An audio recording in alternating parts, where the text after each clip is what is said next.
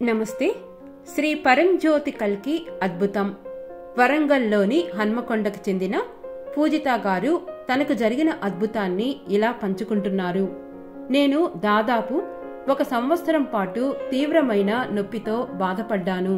నా మూత్రపిండాలలో 9 mm పరిమాణం గల రాయి ఉందని డాక్టర్ నిర్ధారించారు. ఏమి చెయ్యాలో నాకు తెలియలేదు. శ్రీ పరంజ్యోతి భగవతి భగవాన్ సర్వశక్తిమంతుడని ఒక భక్తుని ద్వారా విన్నాను. నేను నా కుటుంబంతో కలిసి ఆ భక్తుడి ఇంటికి వెళ్లాను. శ్రీ పరంజ్యోతి భగవతి భగవాన్ సూచన ప్రకారం వారి ఇంట్లోని శ్రీమూర్తిని సువాసన గల పూలదండతో నా తల్లి అలంకరించారు. అప్పుడు ప్రతిదీ పరిపూర్ణంగా మారింది. నా తల్లి తన అంతర్గత మార్గదర్శకత్వాన్ని శ్రద్ధగా అనుసరించింది.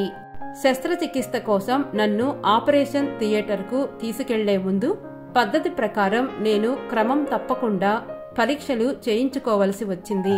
ఆశ్చర్యకరంగా నా మూత్రపిండాలలో రాయి లేదని వారు కనుగొన్నారు.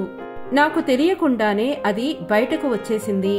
శ్రీ పరంజ్యోతి భగవతి భగవాన్ నా మూత్రపిండాలలో గల రాయిని అద్భుతంగా తొలగించి శస్త్రచికిత్స లేకుండానే నాకు పూర్తి ఆరోగ్యాన్ని ప్రేమతో అనుగ్రహించారు.